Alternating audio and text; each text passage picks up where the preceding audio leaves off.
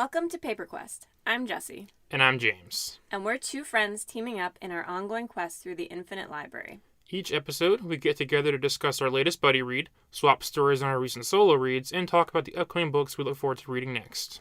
This is Paper Quest.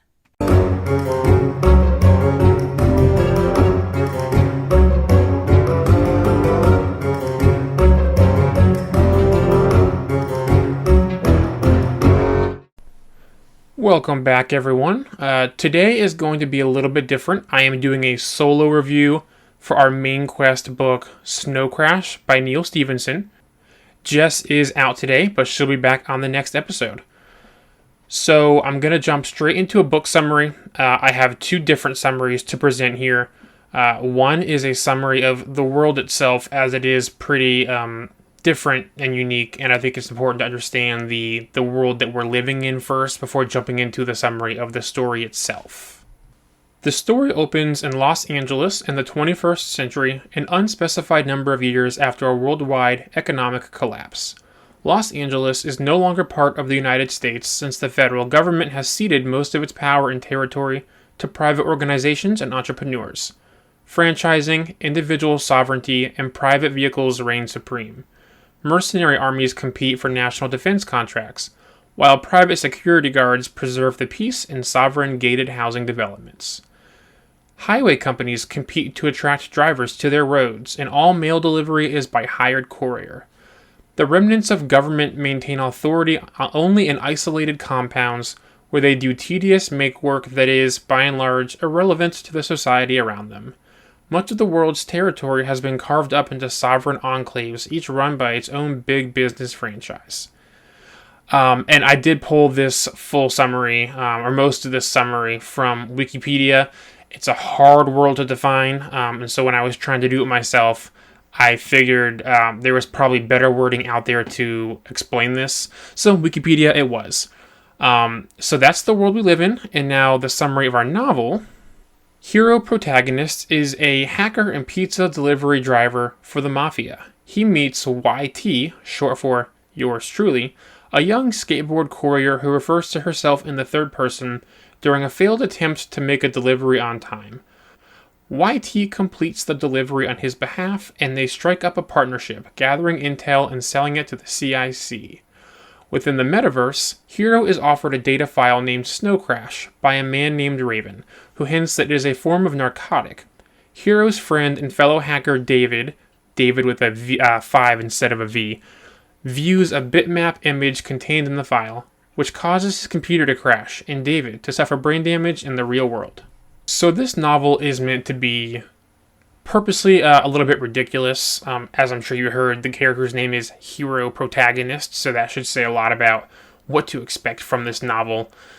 It is funny. It's presented with a ridiculous world, ridiculous ideas. The term snow crash, if you picture a computer or a TV that has crashed or is like an old-fashioned TV that has the black and white fuzz, that's what the snow crash is. It's when that happens to the screen. So, a few thoughts on this book. A lot of my thoughts are spoiler-free. I don't plan on really getting into the nitty-gritty of the story. This was not a novel necessarily for me, and I was much more interested in the world being presented to me than I was the story itself. But the world and the ideas are extremely interesting, and that's kind of what I want to focus on here. So this is a pretty spoiler-free podcast, unlike our usual ones where there's a spoiler-free and spoiler-filled section. This is a book that is clearly and obviously loved by many people. It's by no means a poorly written book. I just don't think that I am the target audience for the story being presented. All the individual ideas are there, everything I should and do love in a science fiction novel, it's all there. I'm just not into the story, unfortunately. So I just want to say this to the listeners so they understand the background of the book, because it is actually really well done and interesting. I still suggest it, even though I didn't give it the highest review that others might give it. It's a very loved book even to this day. There are many, many great and highly praising reviews out there, hours long YouTube videos on this book. And that's great. I fully believe this is a good book for other people, 100%. I would suggest it to the right audience. So, Neal Stephenson, the only other book I've read by him is The Rise and Fall of Dodo, which was actually pretty recent. I did a side quest portion on that book. Um, Neal Stephenson likes to take a grounded and realistic approach to his sci-fi and fantasy works so that it feels like it could technically happen. So the idea of Snow Crash is basically this. Long ago in Sumerian mythology, it is said that a human brain could be quote-unquote programmed, if you will, at a biological level to control people. This book goes very deep into explanations on how dialect in old languages may have been used and how the brain thinks and reacts to certain learned tongues. Fast forward to today, as pretty much everyone knows, computers have their own language, zeros and ones, coding, stuff like that. If you're a programmer or a hacker or whatever else in that world, it's basically saying your brain has been programmed to understand computers and computer language. When you see zeros and ones or lines of code, your brain understands and interprets it as a second language that you know. Whereas others, like myself maybe, who can't program or hack, just sees random nonsense for the most part. So, Snow Crash, in this book, is a digital drug, and when these genius computer hackers and programmers see this digital drug in VR, their brains, in real life, get actually affected and messes them up and can even kill them because their brain can interpret what it's seeing sort of subconsciously. So the novel takes place in two worlds, if you will. There's one foot in the real world and there's one foot in VR. Think Ready Player One, fully immersive digital world that you can live in and do things in. It's something we're getting closer and closer to every single day. So the impact of this book in real life is definitely more interesting to me than the book or the story itself. It's important to keep in mind this book was published in 1992. So think about that when thinking about VR and technology in the internet, because he presented a lot of ideas that are today pretty much real, which is really cool. The author did literally coin the term metaverse. He came up with that, and that's why all of us use it today. And that goes all the way back to the early 90s. Another term that he uses, he didn't coin this, but he used it in this book and he popularized it, was the term avatar. So those are two terms that we use so often today, especially in at least my world for sure, that come pretty much directly from this novel and from this author, which is super cool. The book itself, being written in the 90s, is interestingly dated. So when I read this book and when I decided how to review this book, you have to look at it from 2 points of view, 2 perspectives. One as a reader in 1992 when this book came out, and one as a reader today. Given the very nature of this book, it's going to date itself fast. Technology in the 90s is not technology today, and that will show. So what I found kind of annoying, but also extremely funny given when it was made, is how often the novel has to pause the story to explain how or why something is. Like, he has to explain what we're reading isn't real. Like, when hero protagonist is in this VR world, it's like this computer world. It's not the real thing. I have to explain it in detail so you have to understand. This is all rendered and he's not physically there. Computers connect to each other and they connect to the internet. Avatars come in different quality depending on your connection and speed, and just entire things that we are almost born knowing at this point, are just very highly overly explained in this novel because it was so new back then, which is hilarious, but you kind of find yourself glossing over it because most of us today don't need to be told how these things work. We know these things just growing up. But it's funny to think about it back then. I was putting myself into like a middle-aged person's shoes trying to read this book in 1992, and how possibly like hard it was to wrap their mind around what they were reading. I actually wonder if this was a difficult book to read at that time for the general audience, because it was all just so brand new. So it's really cool to think about from a 90s perspective, but from a 2022 perspective, not the greatest part of the book. Another thing the book explains in detail a lot is older languages and tongues. I brought up the Sumerian languages and the whole mind control thing, and how the brain might be affected if it hears a certain language a certain way. That's all very interesting at a base level, but it's also very important to the story and gets brought up a lot, and I found myself kind of trying to get through it, even though I did think it was interesting.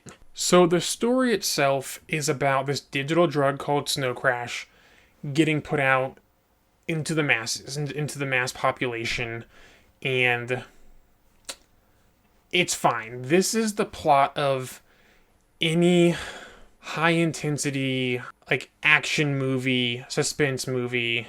You know, the bomb is heading towards the large city. We've got to stop it in time. Can we do it? Very Mission Impossible style.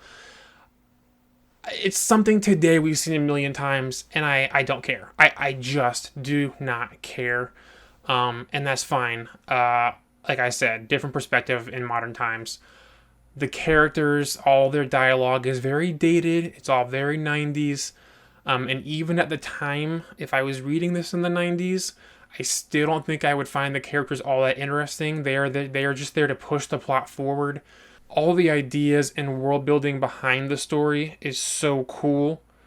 I just wanted a different story in this universe to be told. I don't know what that story would even be, but this one I just didn't. I don't care. I don't care in any way, shape, or form. I did give the book overall 2 out of 5 stars. None of the characters are interesting. I don't connect to any of them. I don't think any of them are memorable. The biggest thing I will take away from this book for years to come is just the purposefully crazy and ridiculous world. But I did find myself very curious about the real life aspects of it, and how realistic, the whole language thing can be, and what our brain accepts and understands, and how it can be controlled and utilized by others. And of course, that's still very much a fantastical element. It's not 100% possible, but I mean, there is such things as shapes and patterns, can mess up certain people with certain issues, epilepsy, etc. So how far can that be taken and interpreted and used in a story like this, where the snow crash is subconsciously sending computer language to the brain to mind control it or deprogram it or kill you? We've seen this idea in other things. The first thing I thought about, this is such a small show in the grand scheme of things, is the show Chuck, where he learns all these crazy action moves when it's downloaded via a digital computer program when he's looking at the screen. That was my immediate go-to thought. So I do love that idea of how digital life can affect or influence our real life, and how far we've come, and have we come too far, and how safe are we? There's no, we're always surrounded by technology, so it's just a really cool idea, especially in the 90s. This is a crazy book for the 90s. So for all the ideas presented in here, I would suggest it. For the story, I don't need it. It's been done.